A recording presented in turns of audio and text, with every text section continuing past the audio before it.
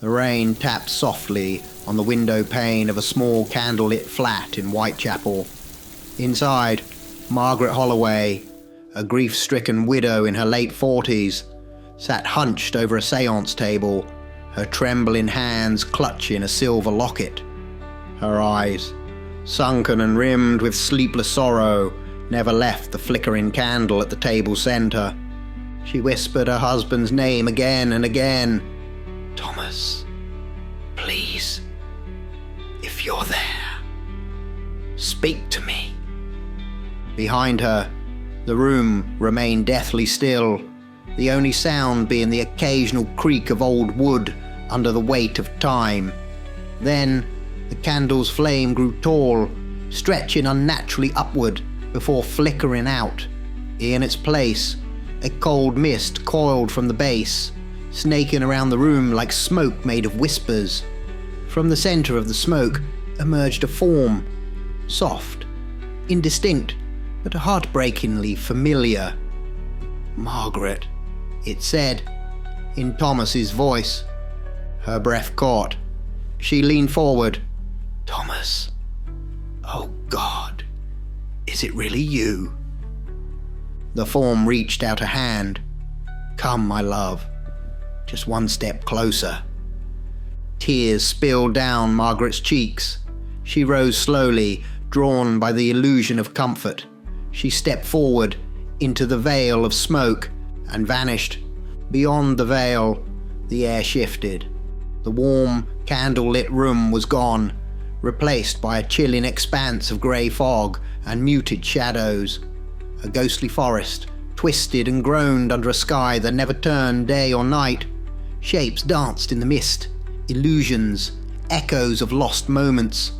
Margaret stood in the centre of a cobblestone path, confused. The form of Thomas had vanished, replaced by a long, winding road leading to a crumbling manor suspended over a black abyss. From the shadows stepped a figure, draped in velvet robes the colour of dried blood. His skin was grey and cracked like aged parchment, eyes glowing faintly blue with the light of 1,000 stolen souls. He smiled, revealing sharp, 2 white teeth. "Welcome, dear heart," Margaret gasped. "Where am I? Where is Thomas?" The figure tilted his head, eyes glinting with amusement. "Your beloved. You followed the voice of memory into my sanctuary. I am Lord Etrigan Varro, keeper of the soul-thin realm. You sought the dead, and now you join them." Before she could scream, spectral chains slithered from the ground, wrapping her limbs in silence. Her mouth opened, but no sound escaped. Her body faded, becoming a silhouette of smoke, and then vanished into the swirling winds of the ghost realm. Lord Varro turned and walked through the dead forest, each step renewing the decaying trees and broken skies. With every soul that entered, his power grew. The realm was no afterlife. It was a prison, stitched together by misery and longing, fed by the emotions of the damned. His victims remained, not as themselves, but as fragments, echoes, their pain an eternal harvest. Each whisper of regret, every pang of grief was a morsel for the realm to consume, and in turn, it fed its master. Lord Varro had not always been a monster. Born in 1463 to a noble family in northern France, he was a prodigy of occult study, his talents discovered in the crypts beneath the Abbey of Montfaucon. It was there he first spoke with the dead and felt the cold hand of the void caress his spirit. Cast out by both church and kin, he vanished into legend. But he had not died. In secret, he performed the ritual of the binding breath, offering his mortal soul to the nether beyond in exchange for dominion over what lies between life and death. And from that pact, the soul-thin realm was born, a hidden domain shaped by sorrow, sustained by the departed who wandered too far in their search for closure. He did not hunt. He lured. Through seances, haunted dreams, and whispered promises in the dark, he became the echo of every lost voice. And when the grieving reached out, he was there to pull them in. The realm hungered always, and Vero fed it, and was fed in return. He paused at the balcony of his manor, gazing over the ever-stretching fog and forest of faded souls, smiling as Margaret's essence joined the eternal chorus. "Another note in the symphony of sorrow," he whispered, and the mist curled tighter around his throne. The soul-thin realm groaned. Grey fog churned sluggishly, and the sky, once an endless dome of static twilight, began to flicker with strange pulses of shadow. Lord Vero stood in the centre of his manor's great hall, his skeletal fingers pressed to a cold, obsidian wall veined with cracks. He recoiled, coughing, a sound dry and pitiful. His once vibrant robe hung loose around his wasted frame. The faint glow in his eyes had dimmed. The forest outside no longer responded to his will. Leaves had begun to fall, brittle and dull. "This is not enough," he snarled, voice echoing across the empty corridors. "I need more." He staggered forward, leaning heavily on his ornate cane. Each step dragged. "As the world evolves," he spat, "fewer place their faith in the spirits. The foolish no longer call to the dead as they once did. I am starving for souls." He slammed a hand against the wall. Dust fell like ash. "I must venture into their world. I must find a way to bring the souls to me, or fade into oblivion." At that moment, something in the air shimmered. A slit, no longer than a dagger's blade, appeared mid-air, a jagged wound in reality, faintly glowing with the light of the mortal world. It hissed like a living thing. Vero approached, breath quickening. He placed his hand upon it, and the veil parted. He stepped through. Night in the mortal world. A narrow London alley, slick with rain. A homeless man shuffled along, muttering to himself beneath a thin blanket. The rift tore open silently behind him. Vero stepped out. A relic of centuries past, robed in velvet and shadow, his boots silent against the wet concrete. His presence brought with it the scent of dust and decay. The man turned, startled. Vero reached out.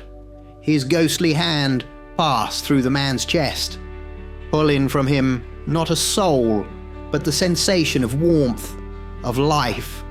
The man collapsed, unconscious. Vero stood above him, sneering at the coarse, modern clothes.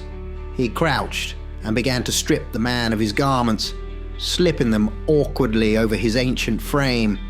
Moments later, he stood beneath a flickering street lamp, clad in ill-fitting jeans and a tattered hoodie. The clothes hung oddly from his skeletal figure, but he pulled the hood over his head and began to walk. Passers-by barely noticed him. To them, he was just another aged man lost in the streets.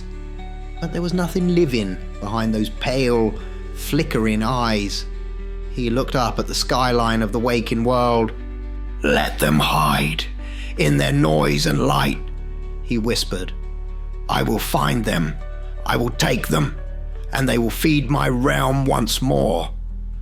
The fog of his home realm trailed faintly behind his steps, disappearing into the cracks of the waking world.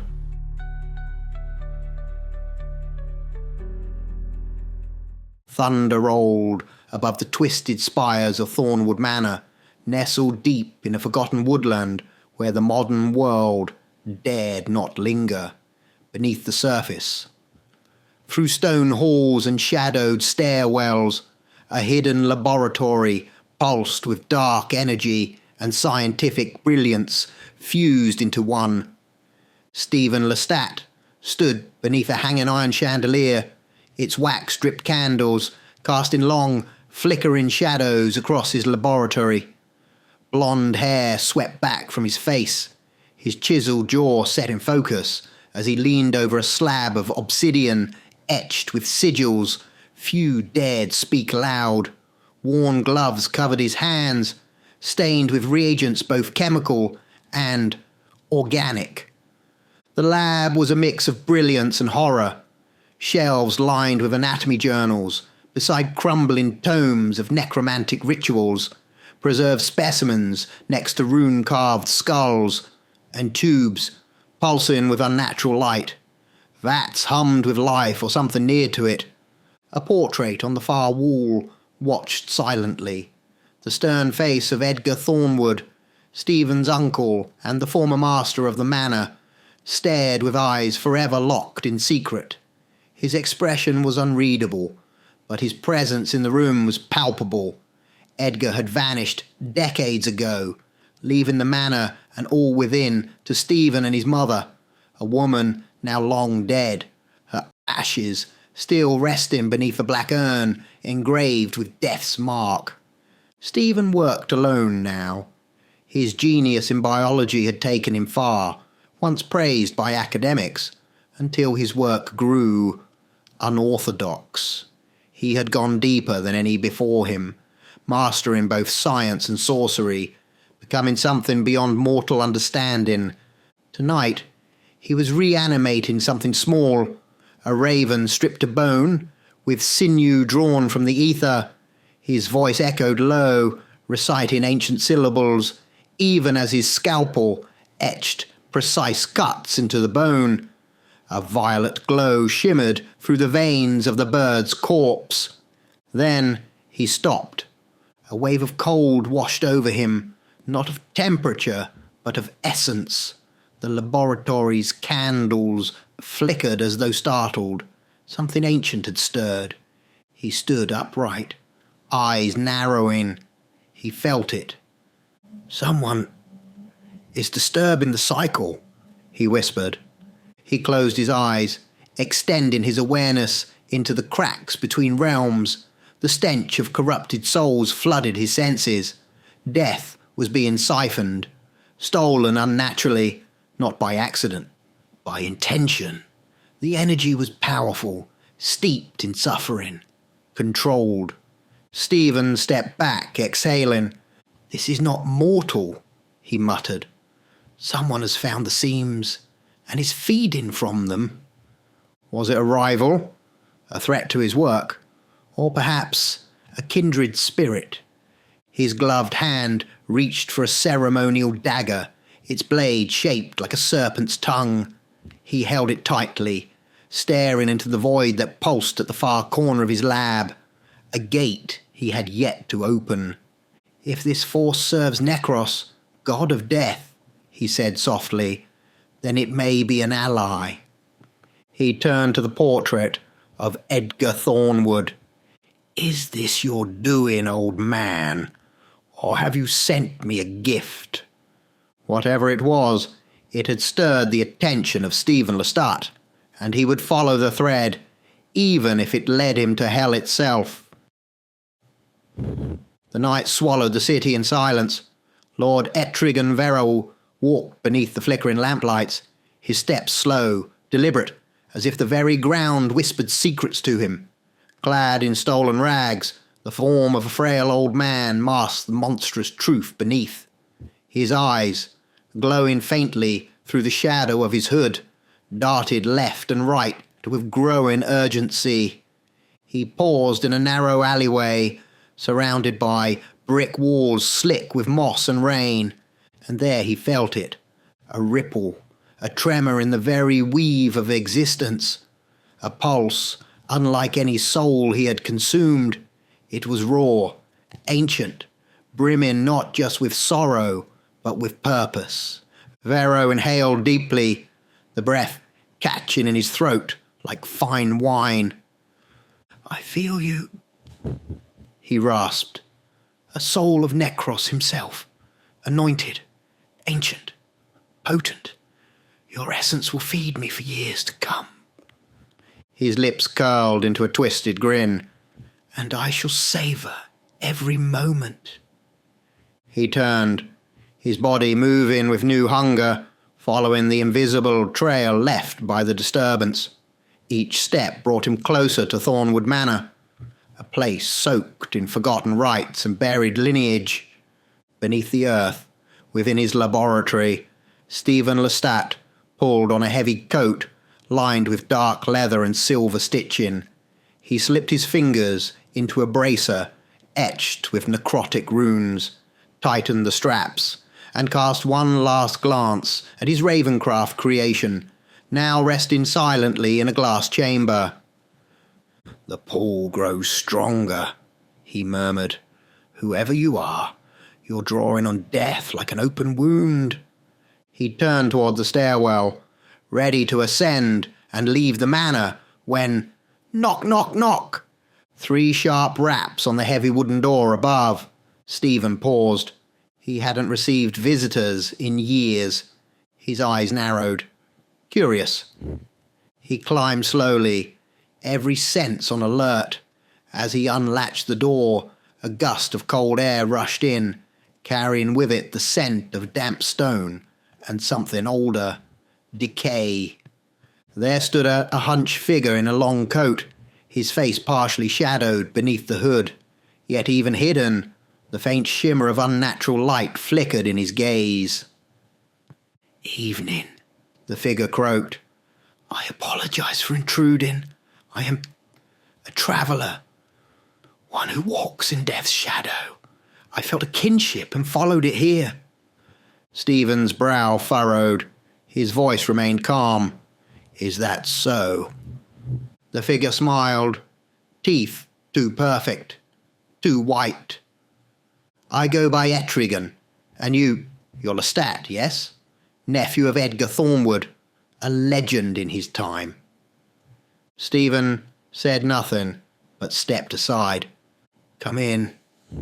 Vero entered slowly, eyes scanning the laboratory with a mixture of hunger and admiration. The air was thick with magic, rituals half finished, and experiments locked in stasis.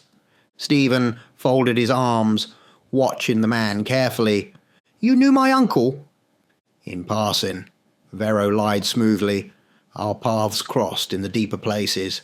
I thought him insightful, and perhaps now you walk further than even he dared.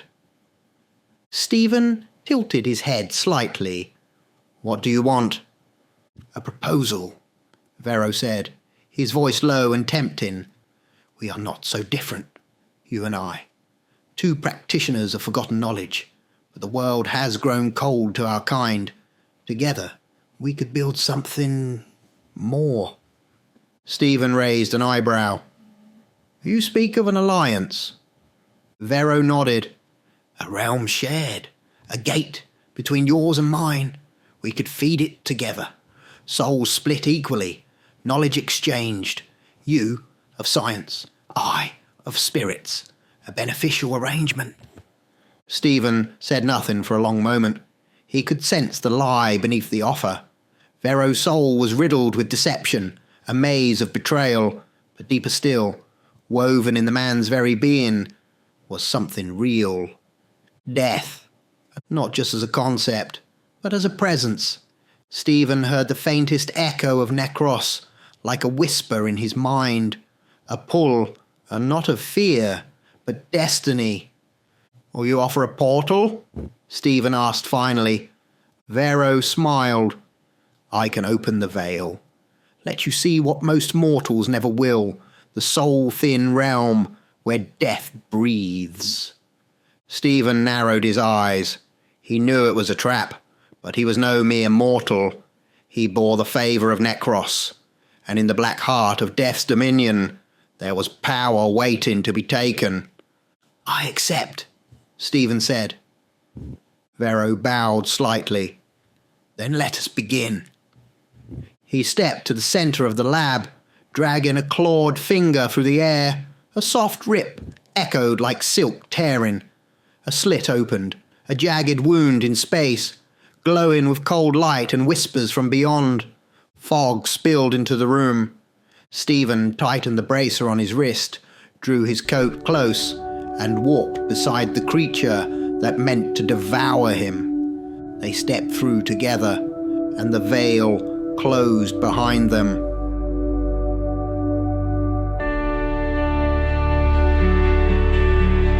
The portal sealed behind them with a final hiss, as if reality itself exhaled its last breath. Stephen Lestat stood tall, eyes slowly adjusting to the grey-tinted gloom of the soul-thin realm.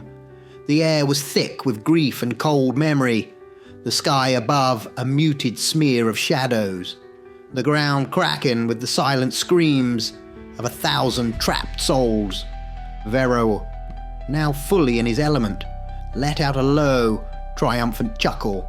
It soon broke into open, mocking laughter. "Oh, for one so powerful," he sneered, circling Stephen like a spider. "You are so easily led. You stepped through willingly, now you are mine." He raised his arms, the folds of his coat fluttering like the wings of some skeletal bat. "This place will drink your essence slowly, deliciously, a soul infused with Necros himself. Ah, you will sustain me for many years to come, you fool." Stephen said nothing at first. He simply looked around. He felt it, down to his very core. The entire realm pulsed with death, not as a concept, but as a structure. Souls wailed beneath the soil, whispering in the wind, drifting like ash through the air. He understood now. This place was built on agony, carved from the essence of those lured to their doom. He turned to Vero, his expression unreadable. "Indeed," Stephen said calmly. Vero's grin widened. With a snap of his fingers, the very fabric of the realm responded. From the ashen ground, the spectral chains erupted like vipers, hissing through the air, coiling towards Stephen with hunger in their spectral eyes. "Feed!" Vero commanded. The chains struck, but just before they wrapped around him, Stephen lifted his hand, palm glowing with necrotic energy. His voice echoed like a command from beneath 1,000 graves. "I think not." The chains shattered into dust. Vero recoiled, eyes wide, the confidence melting from his face. "Impossible!" Stephen took a step forward. The fog shifted around him like a cloak obeying its true master. "This place is death," he said, his voice low and laced with power. "Fueled by death, forged from death. Did you think Necros held no dominion here?" He raised his hand once more. The ground trembled. Cracks spiderwebbed through the cobbled path. From the fractures, hands emerged, rotted, clawed, grasping. The dead rose slowly, their hollow eyes glowing faintly with a will not their own. Only 5 emerged. Stephen didn't need more. "That will suffice," he whispered. Vero backed away, snarling. "You think you can challenge me in my realm?" Stephen smiled. "I'm not here to challenge you, Vero. I'm here to take what you've stolen. The powers you used to build this place. The siphons, the rituals, the soul anchors. I feel them all. They're crude, but useful."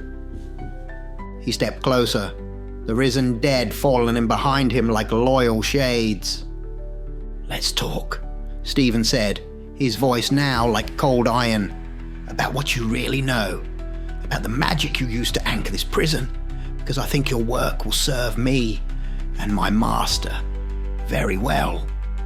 The wind howled through the soul-thin realm. Vero no longer smiled.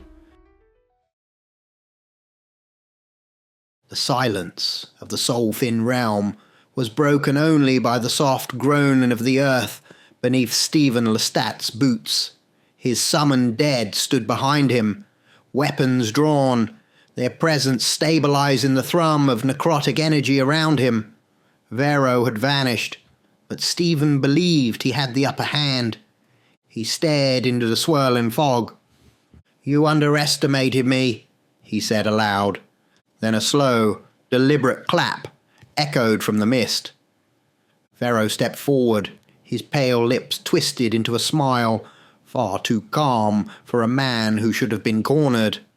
"Well done, Lestat," he said, his voice laced with something new. Not fear, but respect. "You have lived up to your uncle's name. Edgar would be impressed. And yes, Necros is with you. That much is clear." His smile widened unnaturally. "But there's one thing. Necromancer. You're in my realm." Stephen narrowed his eyes. Vero's voice darkened, his arms outstretched as he gestured to the very air around them. "Each moment you dwell here, this place feeds off you. Can't you feel it? The slow drain, the shift of power. This ghost realm, my realm, is feeding." Stephen's brow furrowed. "I can feel your strength," Vero continued. "So cast, so brilliant, and I can feel it bleeding into the stone, the air into me. You don't have long, Stephen. Soon you'll be too weak to resist, and then I'll feed on what remains." Stephen clenched his jaw. He could feel it, a steady siphoning, like his blood being pulled through unseen roots. The realm itself drank from him, and Vero's presence now shimmered brighter in its wake. "Undead, attack!" Stephen snapped. His 5 summoned corpses lunged forward, weapons raised, but the fog swallowed them whole. Vero was gone. Only the whisper of his voice remained in the air, like a curse carved into the wind. "You don't have long, Lestat. I can wait. I have all eternity. You do not. So come find me, if you dare." A low, echoing laugh drifted on the wind, fading into the ever-turning mist. Stephen stood still, fists clenched at his sides. He had been played. He couldn't leave this place, not without Vero's knowledge, and every breath, every heartbeat he lingered, weakened him further. The power of Necros was within him, but even that had limits here, in a world stitched from stolen souls. There was no choice now. He would have to hunt Vero in the twisted depths of the soul-thin realm. He would have to track the architect of this decaying prison, force him to reveal the secrets of its construction, and find a way to sever its grip before it consumed him completely. Stephen took a step forward into the fog. The game had changed. Continued in part 2.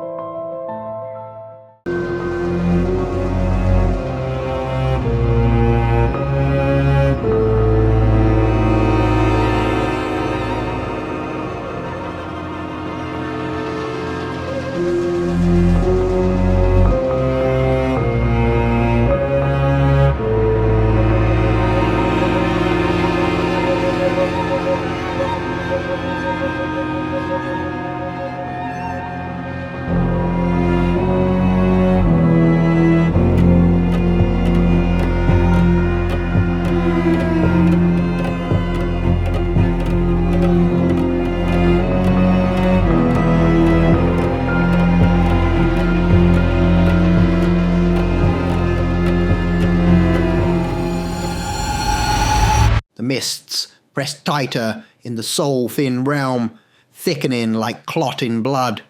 Time did not pass here, not as mortals knew it, but Stephen Lestat felt every moment bleed from him like ink from torn parchment. His breath came slow, his power dimmed, the realm fed on him. The very ground beneath his feet drank from his soul. He dropped to one knee, pressing a gloved hand into the cold, cracked earth. "Necros," he whispered, his voice carried not by wind, but by will. The answer did not come in words, but in a presence, vast, silent, eternal. It loomed behind the fog, watching. A god did not speak unless it chose to, and Necros, god of the undead, had already chosen his vessel. Stephen closed his eyes. "I can feel it," he said, barely above a whisper. "This realm, it's draining me. Slowly, constantly. Every breath, every thought is feeding Vero and his cursed realm. I don't have long." He leaned forward, both hands now against the ashen soil. The faint hum of lost souls vibrated beneath the surface, a subtle, tortured rhythm. "But the dead are here. I can feel them. So many. They are not free, but they are bound to this place, holding it together like bone holds flesh." He opened his eyes, glowing faintly now with a sickly white fire. "I will draw them from every corner of this place. They will rise, not for Vero, not for vengeance, but for me, for Necros." The air split with a thunderous crack as Stephen drove his hands deeper into the earth, pouring his will outward like a shock wave. His voice boomed through the fog. "Rise!" The ground split and trembled. From the chasms they came, hundreds, first as hands, clawing at the surface, some skeletal, some rotted, others still bound in the armour or garments they wore in life. Then faces emerged, hollow-eyed and snarling, followed by the full figures of the damned. Legion upon legion of the dead poured forth from beneath the cursed soil, rising as one. Stephen stood tall, surrounded now by his army. The stolen dead of Vero's prison turned against their captor. He smiled. "You think to trap me in a place of death," he said, raising his hand to the seething sky, "when Necros is with me. Fool!" The undead turned as one to face him, then bowed their heads slightly, not in submission, but in unity. They felt his power. They knew their master. Then they began to move, not slowly, but with purpose. Groups of them vanished into the fog, forming hunting packs like spectral wolves unleashed into a dying forest. Their minds were gone, but their rage was eternal, and their target was Vero. They would seek him, find him, tear him from the shadows of his own realm, and deliver him to their new master, Stephen Lestat. Within the heart of the soul-thin realm, buried beneath layers of fog and forgotten screams, stood Vero's towering manor, cracked, crooked, yet still defiant. Its halls were hollow, echoing with the whispers of the trapped and the damned. This was not a place of comfort, but a throne of torment, and its master reclined there, smiling. Lord Etrigan Vero sat upon his high-backed chair of bone and black stone, the flickering essence of stolen souls casting eerie shadows across his face. He laughed, a long, cold, dry sound that carried through the dead walls of his fortress. "This is my realm, Lestat," he muttered with grim delight. "I have survived here for centuries. You cannot last forever. Every moment you stand in my world, you feed me." He raised his hand and clenched it into a fist, as if squeezing Stephen's soul from afar. "Soon your power will dwindle, and then it will be mine. I will control the dead once more. You, Necros's precious champion, will be nothing but a resource, a feast, one I will savour for many years to come." His eyes narrowed suddenly. He felt it. A disturbance. No many. The souls he had harvested over generations, bound to this realm by deception and pain, were moving. The dead were no longer resting. Pharaoh's expression twisted into something darker. "You dare turn them against me?" He stood and walked to the wide, arched window overlooking the valley of his domain. The ground below rippled with movement. Countless undead, animated by Stephen Lestat's will, stalked the terrain in massive hunting packs, driven by fury and divine command. Vero sneered. "You summon legions, necromancer. You forget. I built this world from the bones of the desperate. I lured every soul you command." He raised one thin, withered arm, fingers outstretched like crooked branches. "I have a few tricks of my own, Lestat." From the dark corners of the room, the walls groaned. Wisps of violet mist curled from the floor, and then they appeared.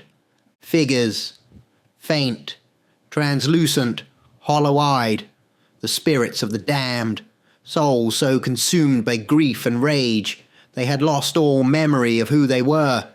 These were not corpses raised from death. They were pure death. They drifted, shrieking silently, their faces ever shifting between sorrow and wrath. Vero smiled. "Let's see," he whispered, "how your undead meet my dead." With a swift gesture, the spirit screamed into the sky and vanished, racing across the haunted landscape toward the oncoming hordes. A tide of shrieking wraiths, unstoppable in their speed, unbound by form or flesh. The collision was inevitable, and in the silence that followed Vero's command, he whispered again, "Come find me, Lestat, if you survive." The soul-thin realm moaned as two forces of death surged toward each other across the ruined expanse. From the fog, the undead came shambling forward, not soldiers, not warriors, but the broken corpses of those who had been lured into this prison over centuries. Their flesh hung in strips, some with limbs twisted or missing, their jaws slack, eyes empty of all but the faintest flicker of necrotic will. They stumbled, crawled, and lurched toward their prey, driven by a single command, bound not by weapons, but by the raw power of Stephen Lestat. From the opposite horizon came the spirits of the damned, swift, shrieking shades of pure agony. They wept, wailed, and screamed through the air in twisting arcs of ghostly white. Their forms flickered with rage and torment, their faces shifting between anguish and fury. They moved like a storm made of sorrow. And then, impact. The first wave of spirits tore through the stumbling dead like fire through dry grass. Rotting torsos exploded as ghostly forms sliced through them. Heads snapped from necks. Limbs withered and collapsed. There was no defense. The undead could only reach with decaying fingers, swiping at phantoms they could not touch.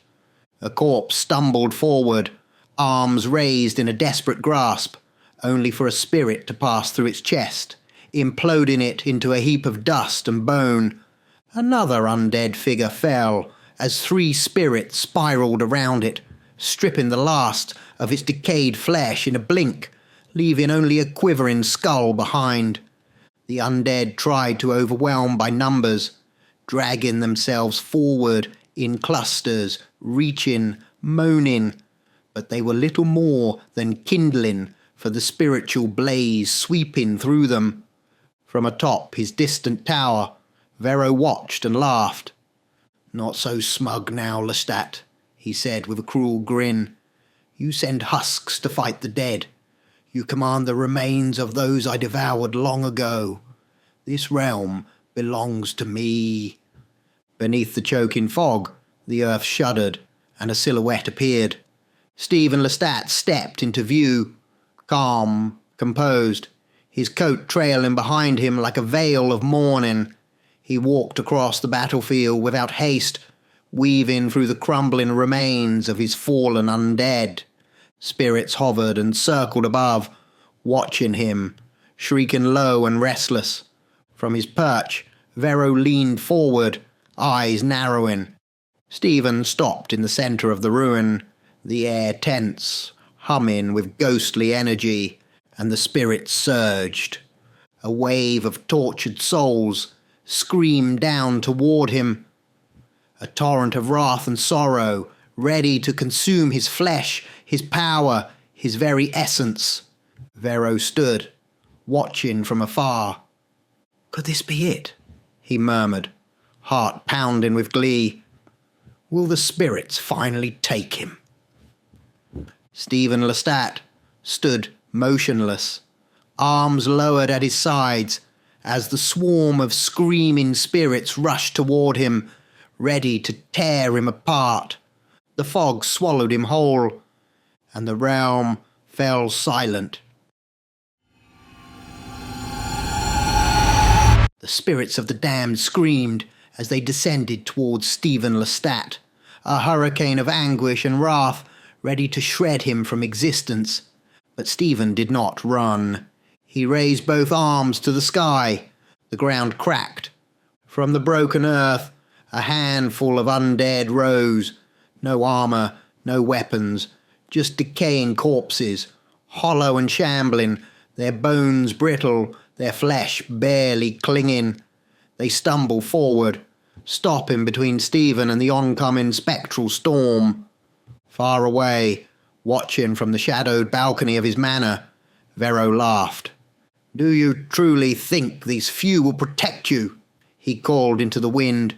When hundreds of your horde were torn apart like meat.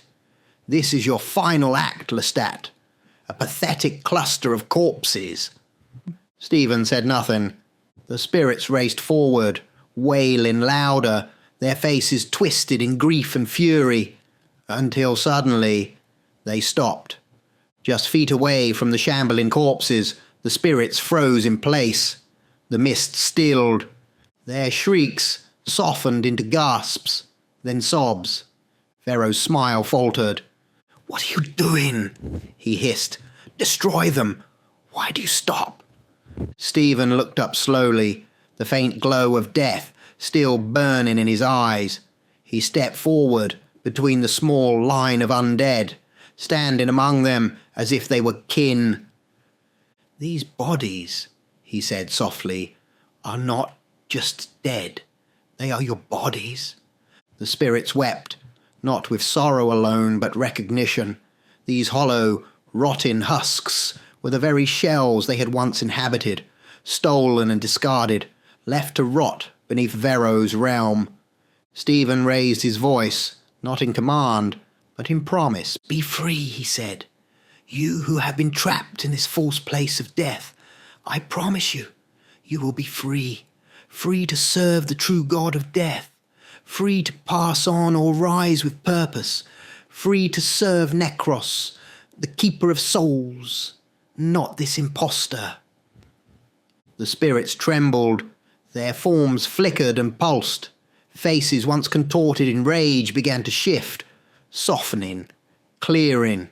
Eyes widened as their chains, once unseen, began to fall away. Then came the scream, not of rage, but of vengeance. A chorus of wailing fury erupted from the spirits as they turned their gaze back toward Vero's distant manor. They remembered. They knew. And they wanted him. Stephen smiled and took a step forward. Take me to him. The spirits turned and drifted ahead like spectral scouts, guiding him through the wasteland.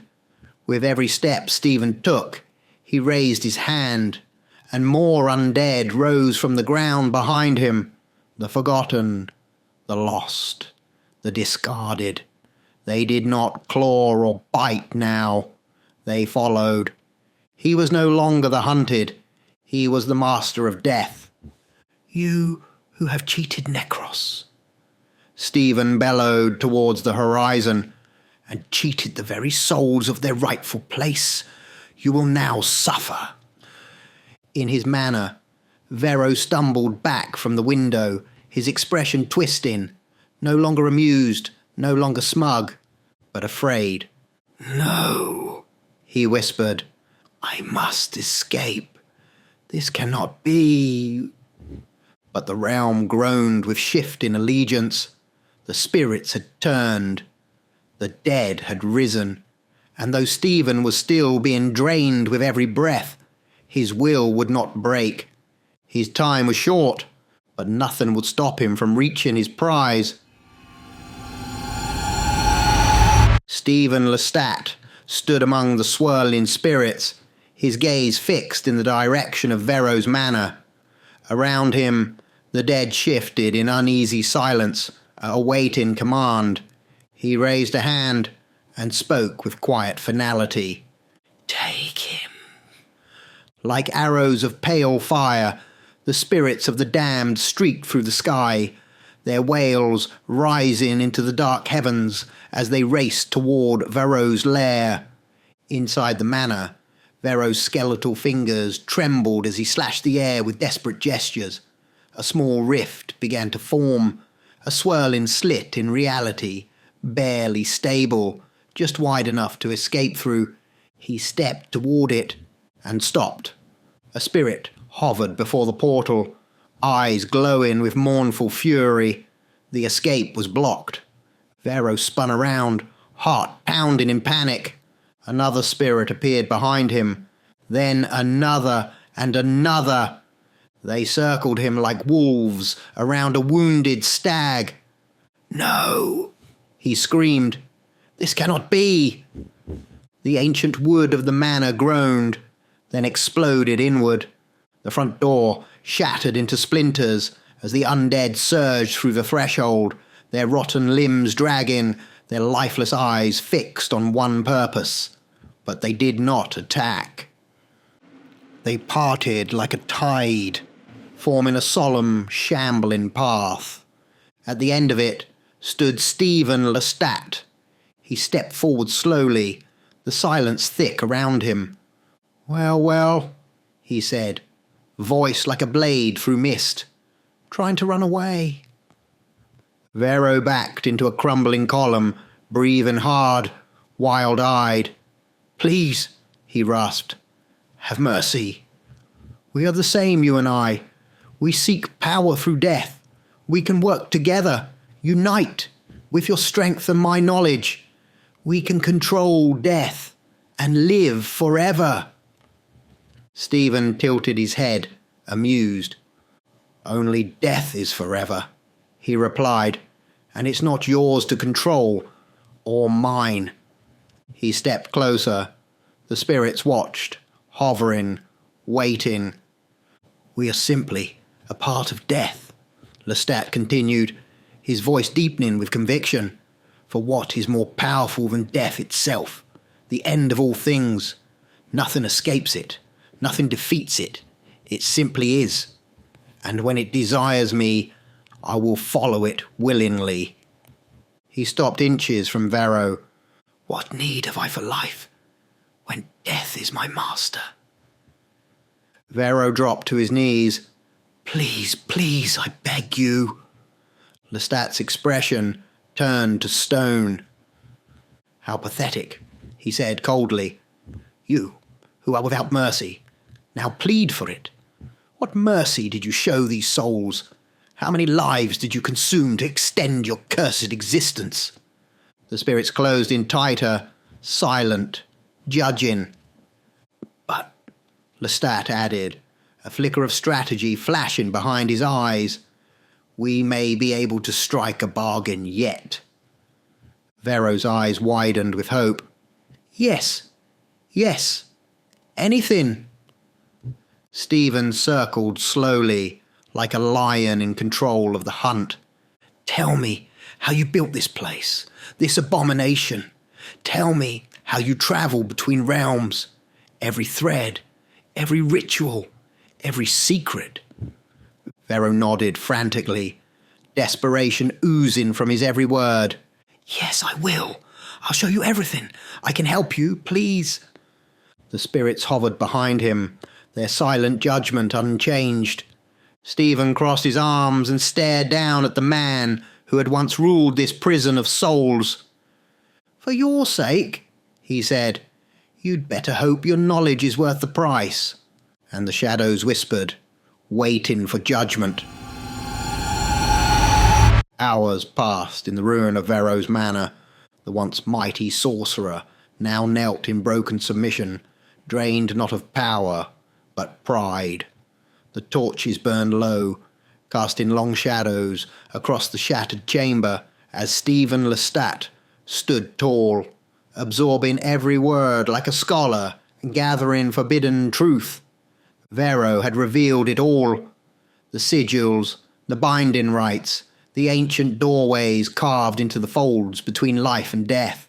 He had spoken of anchor rituals, soul threads, spectral bindings, and whispers of others, older than him, deeper in their corruption, ghost realms, ghost worlds. Stephen stood silently, arms folded, eyes thoughtful. Finally, he spoke. "Thank you, Vero. That information is very valuable indeed. Well worth keeping you alive." Vero, hunched and trembling, allowed a sliver of a smile to curl across his withered lips. Yes, I told you I was useful," he rasped. "I can still be—" "You certainly were," Stephen interrupted, turning his gaze toward the swirling air behind him. "But no longer." He lifted his hand with quiet grace, slicing the air with a simple, elegant motion. A glowing slit opened, the fabric of the soul-thin realm tearing with a hiss, revealing the path back to the mortal world, his home. Stephen stepped forward and turned one last time. Behind him, the spirits of the damned hovered, still and silent. The undead stood in reverence. Stephen's voice rang with finality. "He is yours." Then he stepped through the portal, calm, composed, and vanished. Behind him, Vero's scream rose like a storm, echoing across the realm. The air cracked. The walls groaned.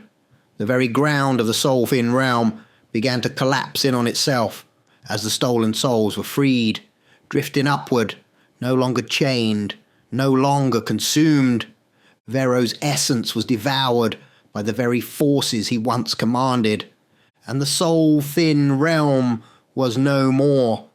In the flickering candlelight of his laboratory, Stephen Lestat stood once again in the world of the living.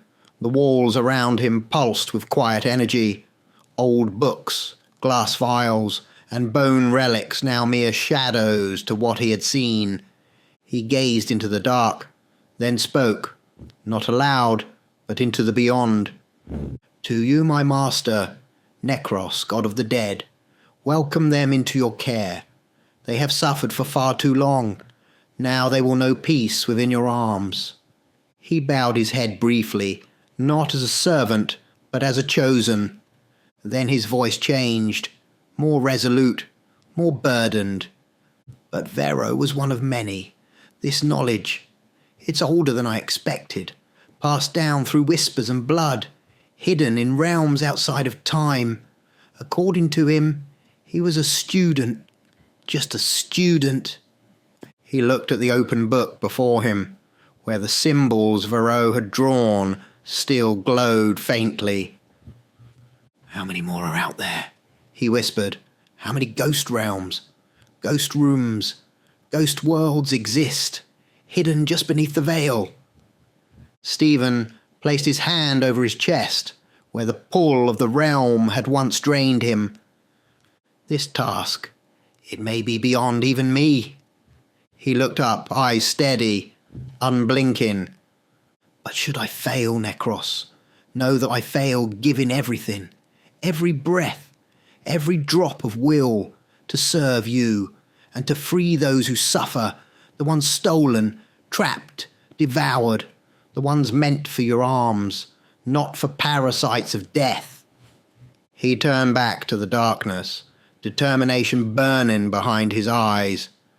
"With your guidance, I will seek them out. I will hunt every last one of Vero's masters." He blew out the candle. The room dimmed. and I will crush their ghost realms. A beat of silence, until the dead can rest.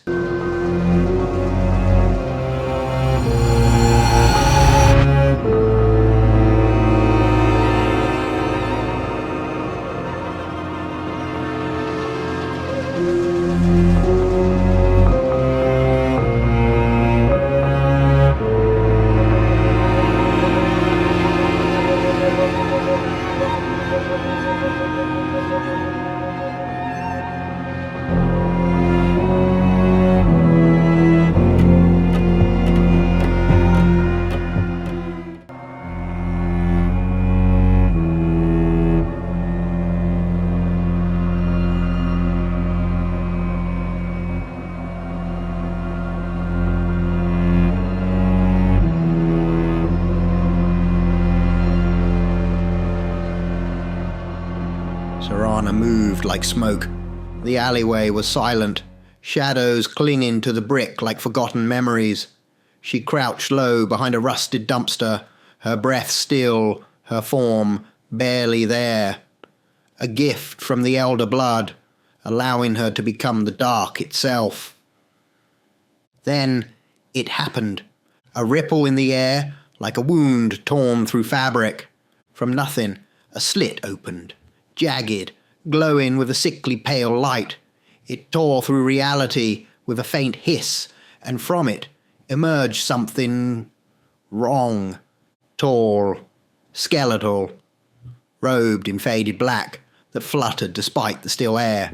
Its bones creaked, not with age, but with unnatural tension, like they were being held together by something that wasn't supposed to exist.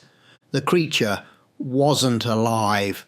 Not truly, but it lived in death, and it fed on it. Its empty eye sockets scanned the street. No heartbeat, no soul of its own. Only hunger. Then it moved. Across the sidewalk, a man walked briskly, coffee in hand, eyes locked to his phone, unaware of the horror just feet away. The creature's hand shot forward, phasing through the man's chest. The man gasped, froze, and without a sound was pulled into the slit. It closed behind them like it had never been. Sarana blinked once. She had seen enough. But before she moved, she crouched low and etched a symbol into the ground with the tip of her dagger, a mark known only to the elders. It was a warning, a signal, a promise. Then she moved, melting from shadow to shadow, and slipped through the fading tear in reality just before it sealed shut.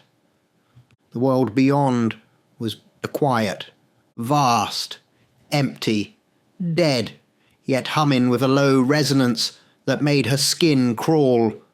The ghost realm she entered was not like Vero's, though it bore similarities. Thick grey mist, curling along an endless expanse of blackened ground. Towering monoliths, crumbled and leaning at impossible angles, all soaked in sorrow. A constant wind whispered the names of the forgotten, and in the distance she saw him, the creature, dragging the man across the ground like a sack of meat. The man groaned, half-conscious, his soul flickering faintly.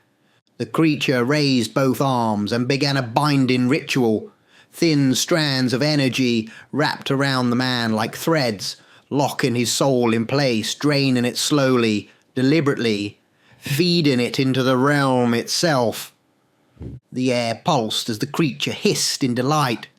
"The master hungers," it whispered in a voice like wind through bone. "He will be pleased I have brought you to him." Hidden in shadow form, Sarana watched. Her heart did not race. Her breath did not quicken. She was trained for this, born for it.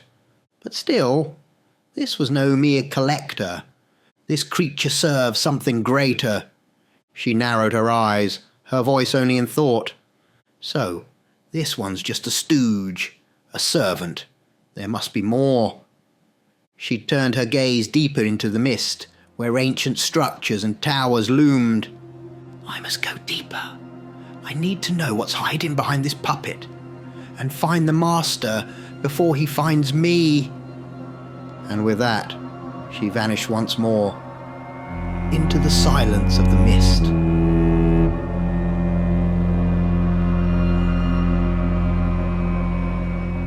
Sarana moved like living silence, slipping from shadow to shadow with unnatural grace, the gift of her elder blood wrapping her in darkness. She was the unseen, the untouchable. She had served in death's name for centuries. Her form fused to the void between light and nothing. The disturbance that brought her here was unlike anything she had ever felt. Not noise, not chaos, but absence, a yawning emptiness that whispered across the ether. She had argued with Elder before coming. He warned her not to go alone. "You're reckless," he had said, arms folded, face carved from ancient pain. "And you're too slow," she'd snapped back. "I move between moments, Elder. You'd only get in my way." Despite their clash, their bond ran deep, forged through centuries of battle, betrayal, and an affection that lingered in the space between loyalty and love, if such a thing could exist between elders. Now, in the folds of this forbidden realm, Sarana moved faster than the eye could track, flitting across shattered landscapes, phasing through broken spires and mists that whispered secrets too old to be named. Then she saw it, a town, or perhaps a small city, nestled in the ghost fog. Its buildings shimmered like illusions, their structures not built from stone or wood, but from essence, the essence of the living. The walls pulsed faintly, the streets hummed with sorrow. This place was built on stolen souls. Sarana stopped, eyes narrowing. "How many have they taken?" she whispered. This wasn't a ghost realm, it was a harvest site. She turned to retreat. "I need to get back to Elder. This is too much for me alone." But then it appeared. Blocking her path stood a tall figure, skeletal, robed in tattered veils of shadow and smoke, a man in shape, but not in life. His voice was dry thunder. "An elder. In my realm. How interesting." Sarana tensed. "Did you truly think I would not sense you?" the creature continued. "Though it is an honor, you are worthless to me. You have no soul. Someone has already claimed it." He tilted his head, smiling like death with teeth. "But I will enjoy destroying you." Sarana dropped into shadow. In an instant, she surged forward, faster than any mortal or spirit could perceive. But he was faster. Before she could strike, ethereal chains shot from the ground and sky, wrapping her wrists, ankles, pinning her in place. They glowed with cursed light, bound not by metal, but by sorrow. Sarana grinned, her fangs flashing. "You underestimate me." With a scream of pure rage, she shattered the chains with a violent surge of shadow energy. Her form twisted, then launched forward, a wraith of darkness hurtling towards the skeletal figure. Immediately, spirits rose, dozens of them, their faces twisted in despair and obedience. They formed a shield wall in front of their master, howling in torment. Sarana sneered. "You look a little sad here," she said. "Let me help." Her shadow passed through the spirits like death's blade. They screamed, not from pain, but from release. Their forms crumbled into ash and vanished into the air. She reformed mid-air, standing tall, crackling with darkness. "Like you said," she said softly, "I'm soulless, just the evil that lives in the shadows." She raised her arms, power surging. "And shadows disrupt your ghosts." Confidence surged through her. This thing, whatever it was, could be beaten. She prepared to strike, but then it smiled. "Enough," it said, voice calm, cold, final. Sarana blinked, and her world went black.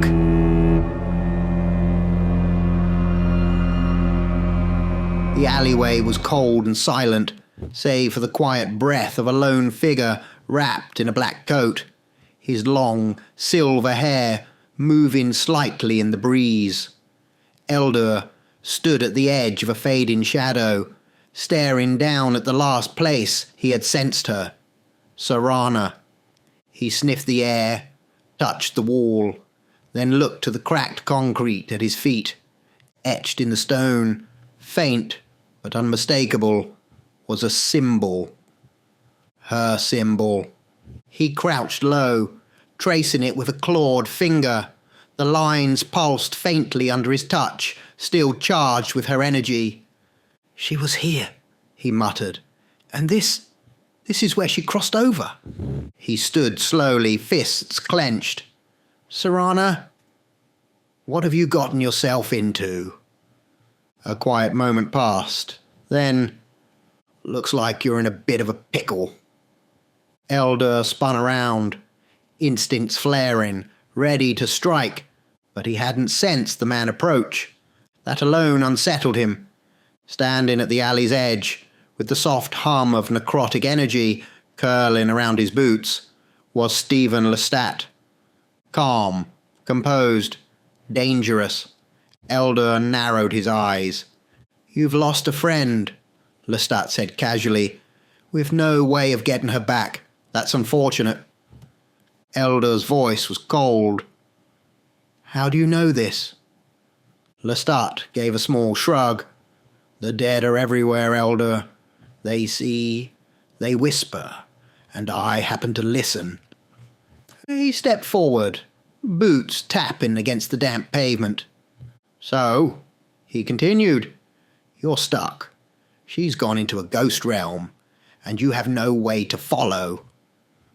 Eldor growled low, fangs just beginning to show. "And what if I told you," Lestat said, pausing just a few feet away, "that I could open it for you?" "I know who you are," Eldor snarled. "You serve death. You're no ally of ours. I could end you right here." Lestat chuckled. "I don't doubt your power. Truly. But I've got things to do, and this simply isn't my time." He turned, glancing at the symbol on the ground. And really, what are friends, if not temporary alliances forged by convenience? He looked back. "The enemy of your enemy and all that," Eldor glared. "And what makes you think I'd trust you? You could just leave me in that realm the moment you get what you want." Lestat's eyes gleamed with calm amusement. "You don't," he said plainly. "But if you don't come, you'll never get her back." He raised his hand, fingers slicing through the air with practiced ease. The fabric of reality tore like silk, revealing a thin, glowing rift, pulsing with pale light and ghostly wind. Without another word, Lestat stepped through. Elder stood there a moment, fangs still bared, jaw tight. Every instinct screamed not to follow, but Sarana was in there. She mattered more than anything. With a growl of frustration, Eldor tightened his coat, stepped forward, and vanished into the ghost realm beyond.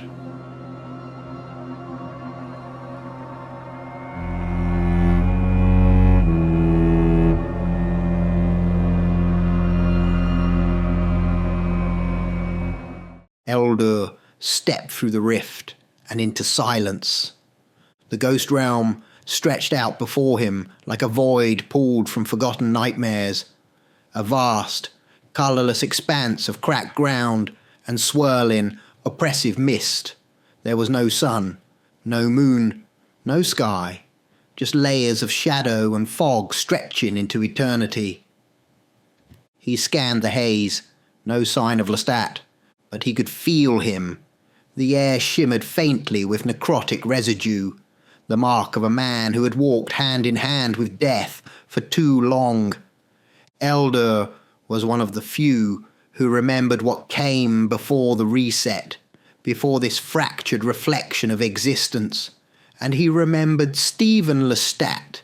He remembered what Lestat had done.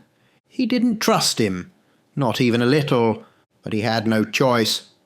From the mist, a voice echoed, "Come on then, Elder. We've got work to do. No time to hang around admiring the scenery." Elder narrowed his eyes and disappeared into the shadows.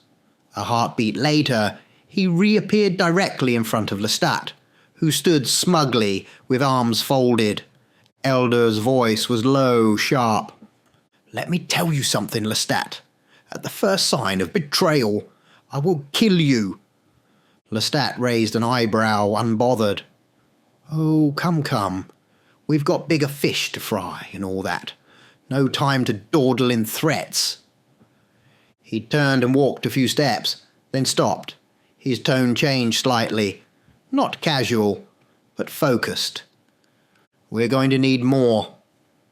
He raised both hands to the air. The ground groaned beneath them. Cracks spread in jagged lines, and then movement. Rotting hands burst through the soil, then arms, then whole bodies. Twisted, sunken corpses with blank, weary eyes. Dozens, then more. The lost souls of the realm. Lestat's voice lowered as he watched them rise.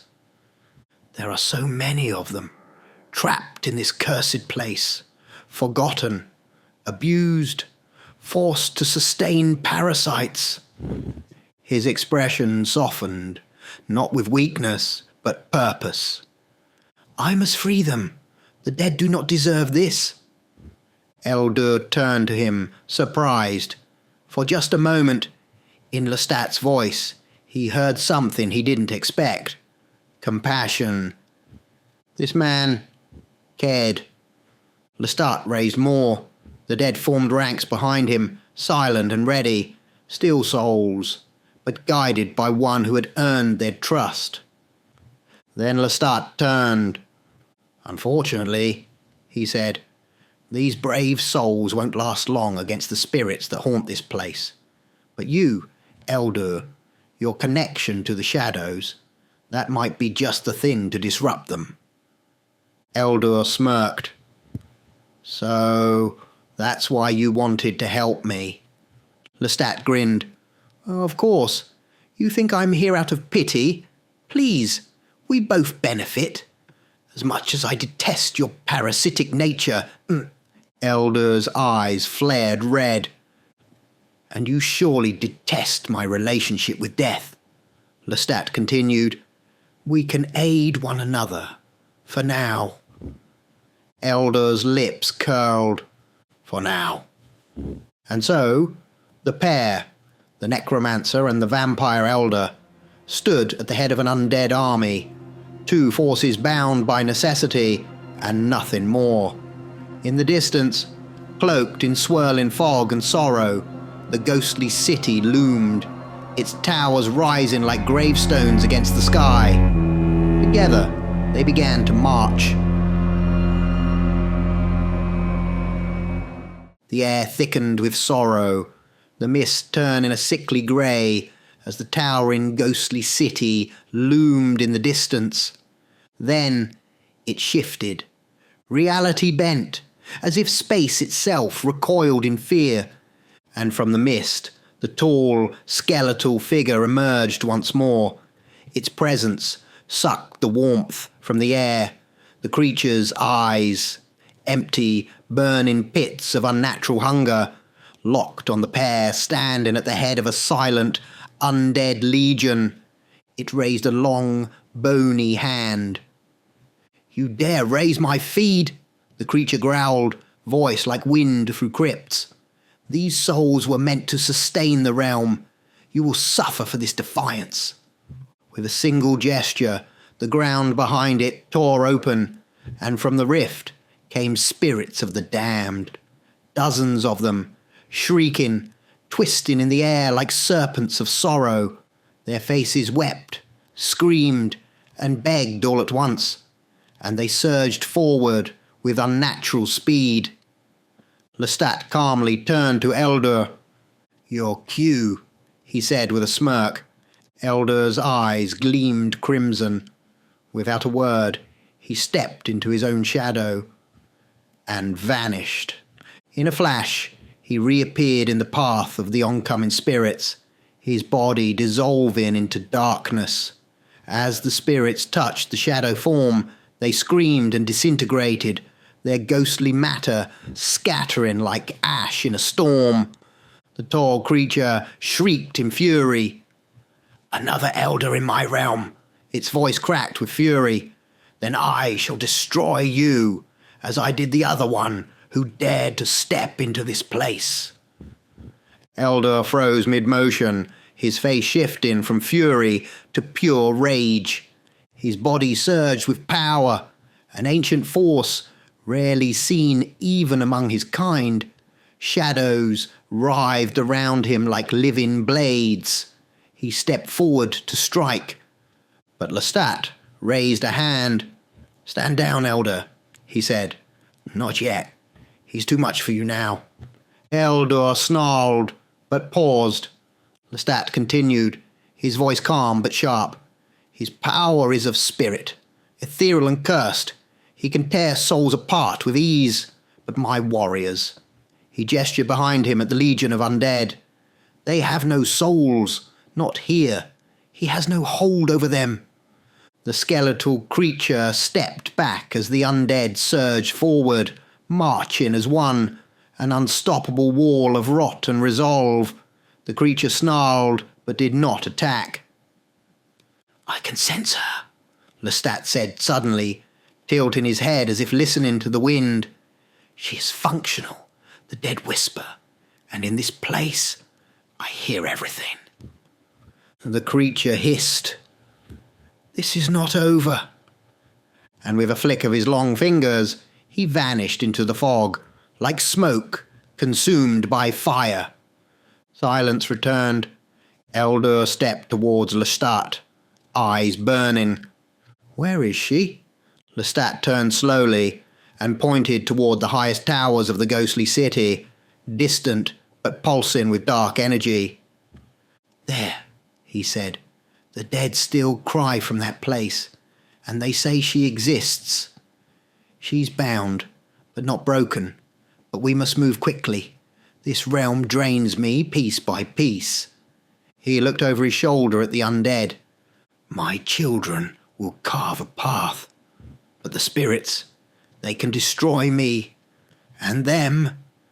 You will have to deal with them. You are untouched by this place. You can disrupt them." Eldur's voice was firm. "All I care about is freeing her, and I still do not trust you." Lestat shrugged.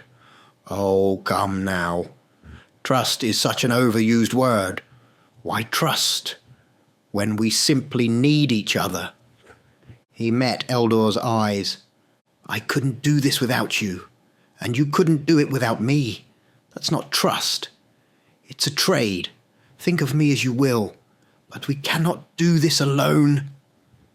Eldur gave no reply, but he didn't turn away either, and so the two unlikely allies, vampire and necromancer, marched toward the heart of the ghostly city, a swarm of undead in their wake. The dead moved with purpose and vengeance.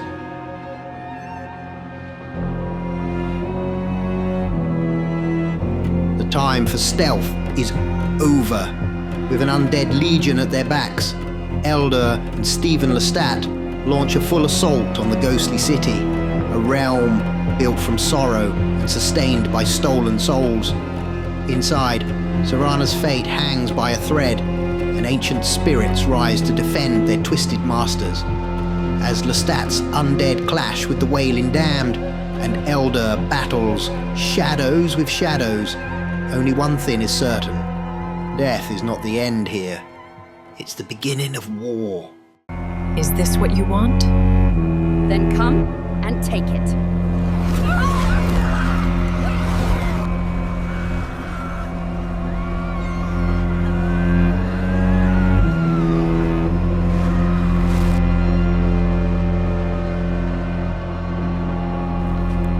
You were never meant to see this side of me. But he told it anyway. The professor.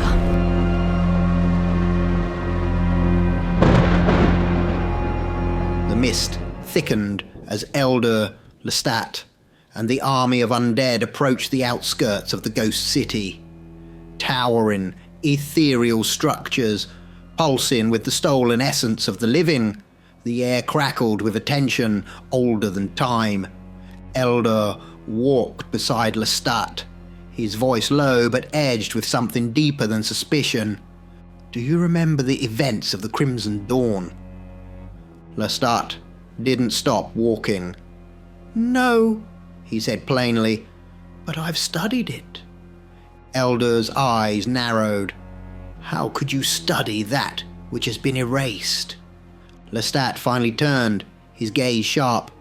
Erased from man, but not from death. The echoes remain.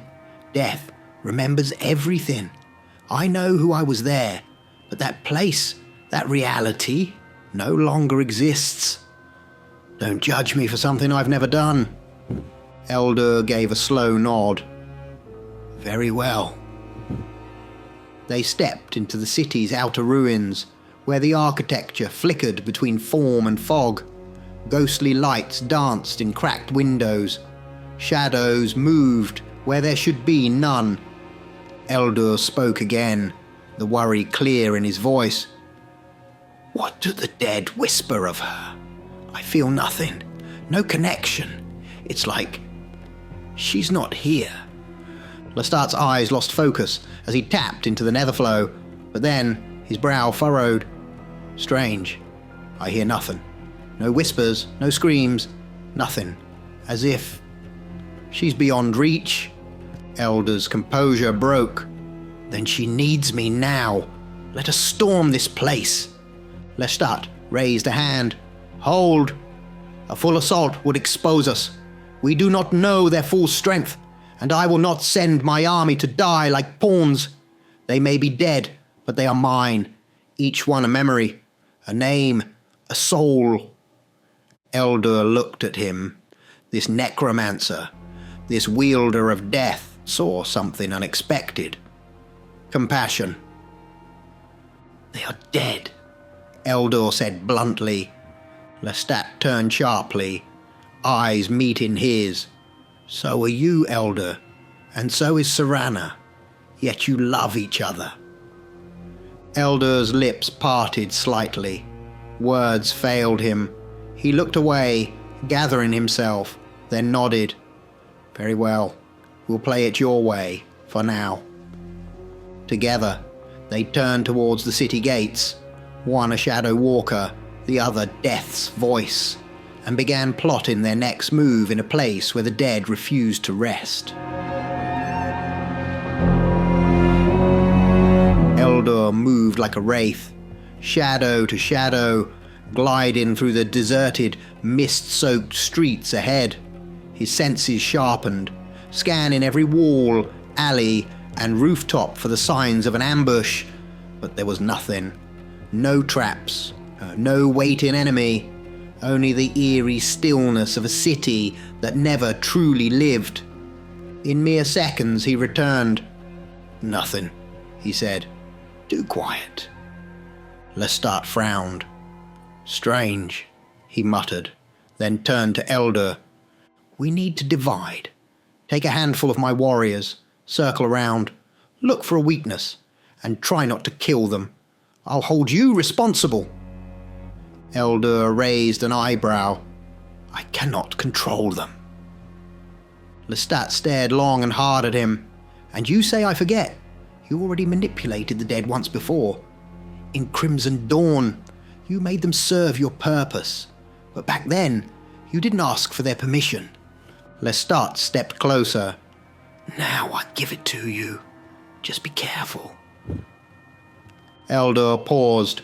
The memory of what he had done in the other realm, the lives he twisted, the souls he used, surfaced like a bitter taste. He allowed himself a small, embarrassed smile. Yes, well, that was in another place. Eldor said, I'll be careful. Without another word, the army of the dead split. Lestat led one group deeper into the broken city streets. Eldor and a handful of decaying soldiers slipped into the fog on the right flank. Moments later, Eldor encountered them. Spirits, drifting in loose formation, they turned sharply as they sensed his presence. Their faces were twisted in sorrow, their eyes hollow with eternal suffering. They screamed and lunged. Eldor became shadow, flowing through them, dissolving their tortured forms. His darkness shredded their essence, returning them to the silence they craved. When it was done, he turned to the undead at his back, shambling, wide-eyed. Don't worry, Eldor said. I won't let them get you. He paused, then smirked slightly. Now he's got me at it. He waved them forward. Come on. Elsewhere in the city, Lestat moved slower, more deliberate. He lacked the shadow's protection. His undead were vulnerable to the ghostly figures drifting from the alleys.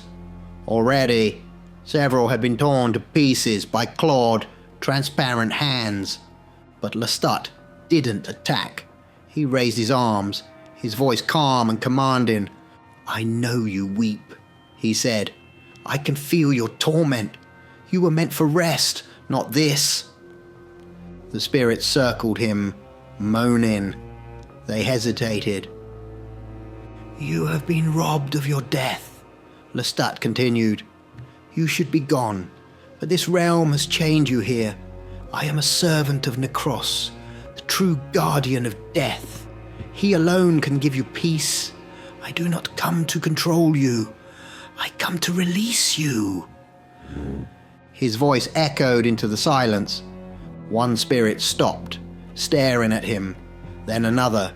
Slowly they began to follow, not attacking, but drifting behind him, drawn by something older than memory, the promise of truth in death. Lestat turned to his remaining undead, their numbers thinning, and whispered, Let's walk together now, shall we? And so, through the haunted city streets, walked a strange procession, a necromancer, the dead and the damned, united by purpose, bound by the promise of release.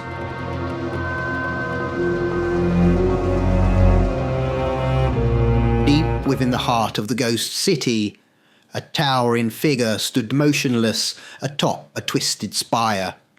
The master of the ghost realm, draped in flowing, faded robes, stitched with the symbols of ancient death, extended one clawed hand into the mist, his face, skeletal and cruel, twisted with concern. He could feel it, his spirits dwindling. Their wails no longer came to him, their sorrow being silenced. Someone else was controlling them, and with every spirit turned, his strength drained. He snarled, turning to the shadows behind him. From them emerged three twisted figures, warlocks, pale and gaunt, their forms held together by the souls they consumed, kept barely alive by the essence of this cursed realm. The master raised his arm and pointed. They are near. One walks with the undead. The other is cloaked in shadows. Go. Finish them. They must not reach me. One of the warlocks stepped forward, trembling slightly under the weight of his master's power. What of the woman? The master's eyes glowed like cold fire. She still lingers. Kill her, and throw her body in front of them. Let it break their spirit. The warlocks bowed, then shambled off like ghouls obeying a final curse. The master turned and stared out into the void. He did not speak, but in his silence was fear. In the shadows, Elder moved with urgency. A storm coiled in his chest. Mist swirled around him and his small squad of undead. Then, from the gloom, two figures emerged, hunched, robed, and wrong. Warlocks. They raised their staffs, screaming foul incantations. The air twisted as malformed spirits surged forward, shrieking, biting, clawing. Elder's undead staggered and fell one by one, devoured mid-step. Elder danced between them, shadows trailing his limbs, but even he was pushed back. His blade of black light hissed, slashing through air and spirit alike, but it wasn't enough. One of his undead fell, then another. A warlock laughed, wet and cracked. "You fight well, Elder, but you're too late. The woman is dead. The body will be delivered soon." Everything stopped. Elder froze. Serana, dead? Something inside him broke open. Not grief, rage, the kind of fury only an ancient soul could bear. The rage of an immortal who had lost everything once before and would not lose again. His eyes turned pitch black. "You should not have said that." In a blur he moved. Shadows howled like wolves in his wake. Elder struck again, blade and shadow becoming one. The air screamed. The spirits recoiled. The first warlock was torn in half. The second tried to flee, too late. Elder erupted through him in a storm of living dark, leaving only ash and silence. Only one undead remained at his side. Elder looked down, then placed a hand on the soldier's shoulder. "You survived. Come, we finish this." Necromancer's gambit. Elsewhere, Lestat stood on crumbling marble beneath a cracked archway. The last of his undead circled him. Only 7 remained. Then the warlock arrived. This one was different. Taller, stronger. A crown of bone fragments crowned his head. Around him, waves of spirits poured like smoke, screaming as they lunged at Lestat's remaining warriors. One by one the undead fell, ripped apart, devoured. Lestat's hand trembled. "Necros," he whispered. "They suffer. Your children suffer. Help me. Guide me." The spirits closed in. Lestat raised both arms. "You are stolen from rest, but I know your pain. I am a servant of death, not your enemy. You are not his to command, not this thing's. You belong to Necros. Let him embrace you." The air rippled. The spirits stopped, mid-lunge. Then, like moths to flame, they turned. The warlock screamed, sensing control slip through his bony fingers. Lestat's voice rang like a funeral bell. "You are his now. You are free." With a sudden, explosive shriek, the spirits turned on their former master. They fell on him like a wave of teeth and fury.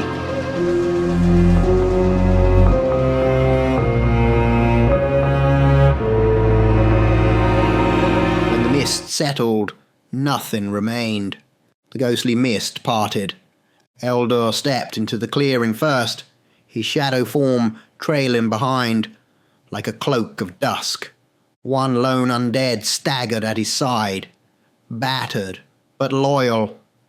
Moments later, Lestat emerged through the gloom. His army was no longer corpses, but spirits. Dozens of them, weeping, whimpering, willing. Lestat looked at Eldor and smiled. "I know what you did. You fought to save him, and the others. You didn't have to, but you did. I'm proud of you, Elder." Elder growled softly, staring ahead. "Save your words, Necromancer. I think they've killed her." Lestat's face darkened. "I can't sense her. Nothing. That's never happened before. It's strange." Elder clenched his fists. Then it ends now. He pointed toward a vast cathedral-like structure in the city's centre, its spires twisted upward like the claws of a dead god. Its walls bled a mist that pulsed with agony. Without waiting, Elder burst through the shattered doors.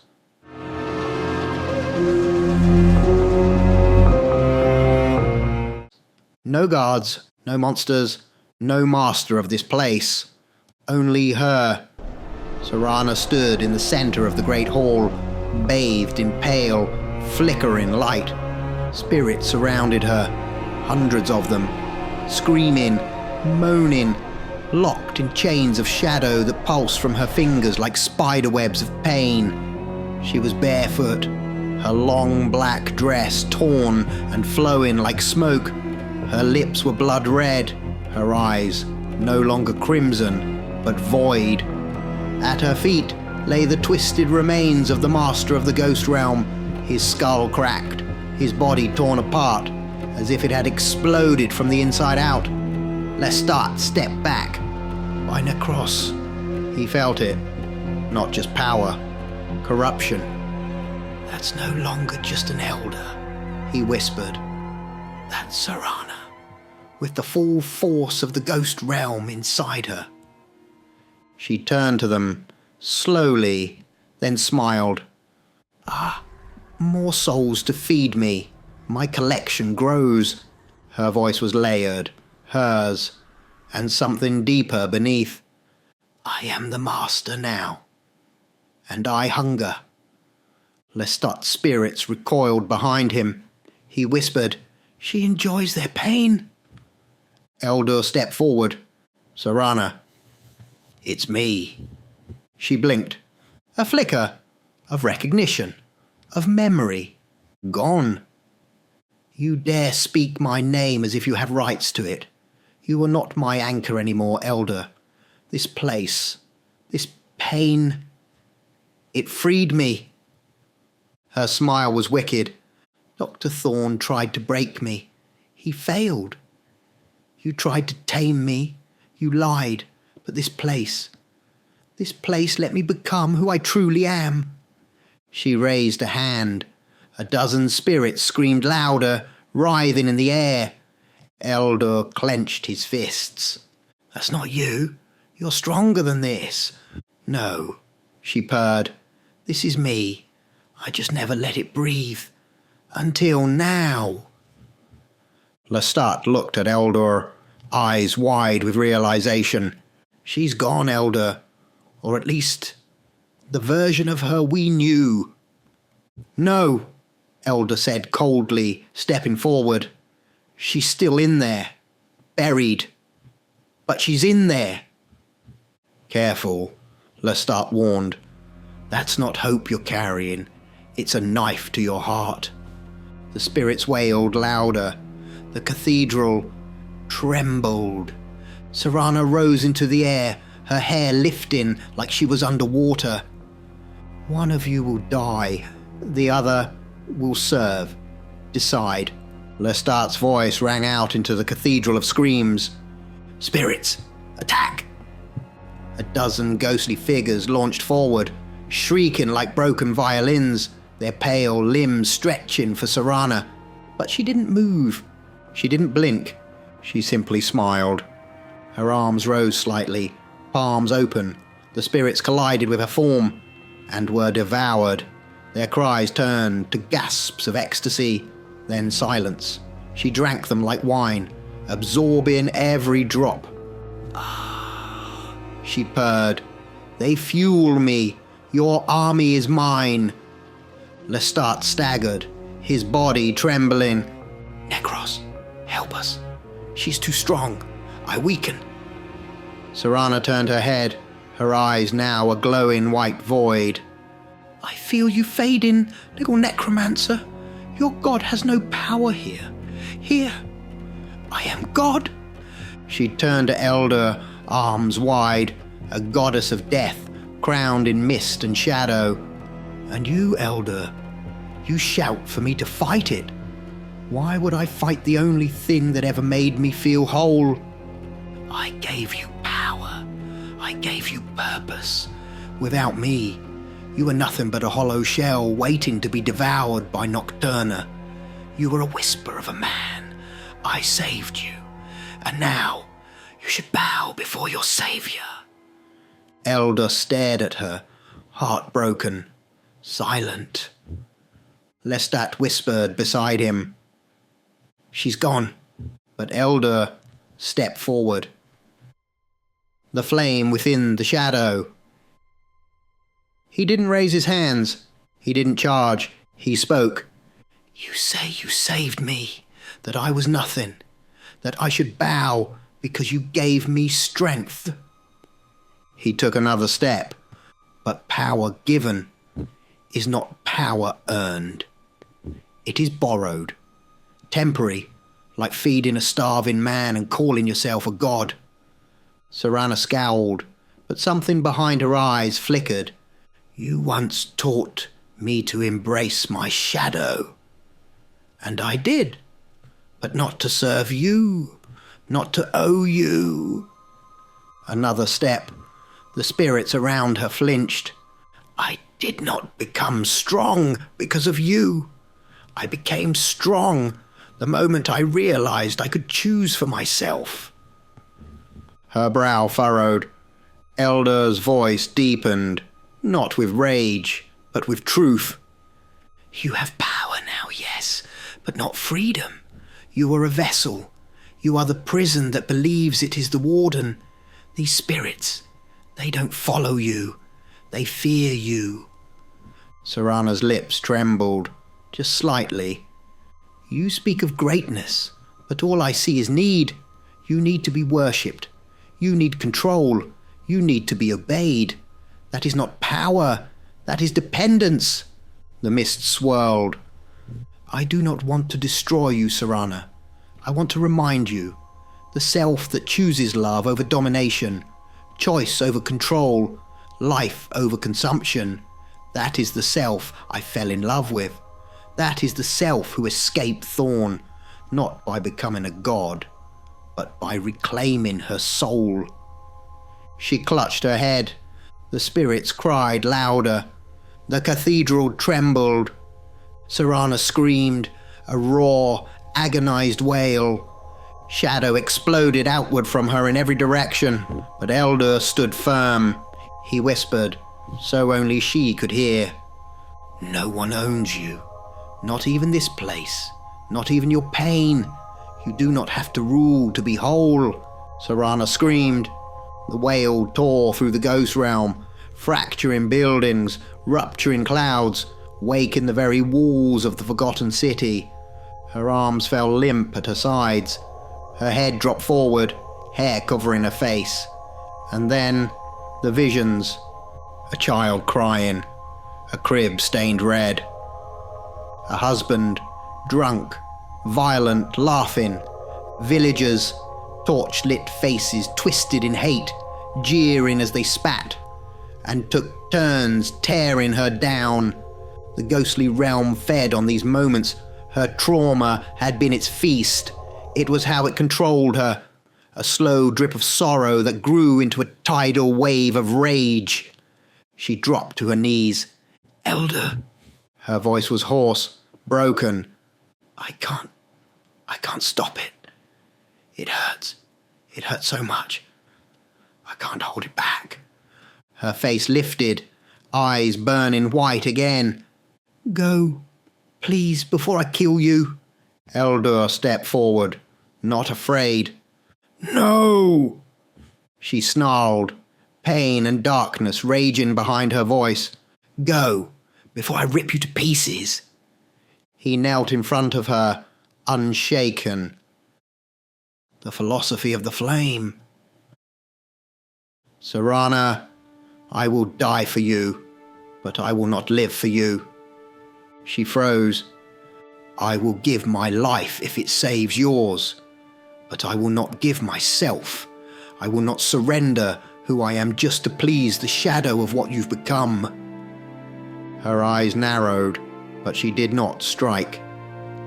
You were made to believe love is sacrifice, that to be cared for is to be worshipped, that power is owed to the one who saves. He shook his head. But I do not owe you my life, and you do not owe me yours. Love is not a debt. It is not surrender. It is a choice made only when we are free. A tear slipped down her cheek, the first in centuries. I do not exist to serve you. I do not exist to worship you. That is not love. That is slavery, gilded in affection. I choose you, Serana, but I do not belong to you. She looked down at her shaking hands. The power that had consumed her trembled. I will never kneel, not even to you, but I will walk beside you, if you let me. The storm around them began to flicker. The spirits swirled, confused. The realm groaned. Serana clutched her chest, the memories still tearing at her, but something cracked in the darkness. A single whispered word escaped her lips. Elder. And the white in her eyes faded just slightly. Serana screamed, not out of rage, but agony. The ghost realm trembled around her, a living city built on the anguish of the forgotten. Her body arched, and the spirits that once obeyed her recoiled in confusion as the black mist of her power began to lift. She clutched her head, shaking. The darkness fought to stay, but her will, shattered, reforged by Elder's words, proved stronger. A final blast of power surged out of her, screaming through the air like banshees. Then silence. She collapsed. Her pale body fell like ash to the cracked stone, the weight of the realm no longer on her shoulders. The air thinned. Elder turned to Lestat. Your cue. Lestat stepped forward. A subtle nod. Elder lifted Serana into his arms. She was barely breathing, but peaceful. Lestat raised both hands, whispering a call in the ancient tongue. Necros, Lord of the boundless grave, open your arms. Suddenly, the realm shimmered. The ghosts surrounding them paused, no longer weeping, no longer shrieking. They began to rise like dust caught in a breeze, pulled skyward into a lightless slit in the air, a void where Necros waited. But Elder's sharp eyes caught something else. Lestat wasn't just casting. His face was wet. His voice trembled. They're free, he whispered.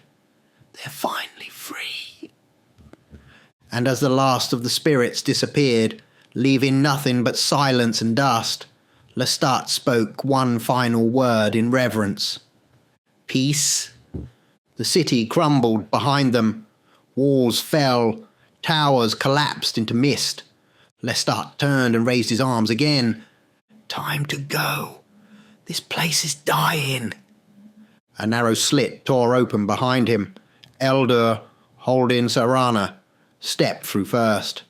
Then Lestat followed, and the ghost realm collapsed into nothing. The night air hit them like cold water. Elder laid Serana gently on the ground. Her breath was steady, but she did not wake. Lestat stood quietly beside him. Good job, Elder, Lestat said at last. We did something good. We saved them. Maybe they're dead. But torment should never be eternal. The dead deserve rest. Elder looked at him, something strange behind his ancient eyes. You are different from the Lestat I once knew. Lestat smirked, but not with pride, just weariness. Perhaps, or maybe I'm just remembering what it feels like to be human. Elder stepped into shadow with Serana in his arms. Call on me if you need aid. Lestat nodded. Same. With that, Elder vanished, Lestat stood alone in the dark. The wind whispered through the alley. He turned his gaze skyward. "You've served your purpose, elders, but I've seen now what you're capable of. The power you wield, the threat you pose." His voice lowered. "You could unbalance death itself." A long silence followed. "Next time we meet, it won't be like this." And with that, he stepped into the dark. The lair was dim, not from lack of light, but because darkness had become a comfort, a natural state. Stone walls wrapped around them, tall candles flickering faintly. Outside, the world turned beneath the moon. Inside, Sarana stirred. Her eyes opened slowly, red gleams soft in the haze. "Elder." He sat beside her, quiet, waiting.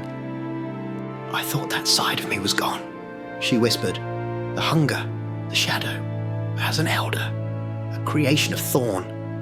It will always be there, won't it?" Elder nodded. "Yes, we all have our gifts, or curses. Mine is rage, yours longing, but together. We cancel those things out. You pull me back, I hold you steady." She watched him, her voice low. "And yet we speak of love, which cannot exist between elders." Elder replied. "That part of us was replaced long ago, torn out, replaced with shadows, pain, power." A pause. "But somehow," he continued, "somehow we shine a light through that darkness, if only briefly. Connection." A smile crept onto her lips. "You sound like Eldridge. I spent time with him," Eldor said softly, before he vanished. "His words, they're not just ideas, they're truths. I knew one day they'd serve a purpose." She sat up slightly, brushing her black hair from her face. "Still, for all your wisdom and rage, I could have whooped you." He raised an eyebrow. "Don't try it, Sarana." "Why?" A smirk played across her lips. "Or are you just scared of the truth, Elder?" Elder stood, a wry smile forming. "The truth?" He took a step back. "The truth is, it's on." Sarana stood, eyes glowing, shadows curling around her like silk. They burst into motion. 2 forms, one male, one female, both ancient, both lethal, danced in the gloom, moving like streaks of dusk, striking and laughing, a duel not of hate, but of pride. Power clashed, echoes rang through the lair, not in fury, but joy. Shadows colliding, immortality playing, the final spark of something that could never be called love, but might be something far more rare. Respect. If you enjoyed the Professor's tales, leave a comment, a like. It helps the shadows grow.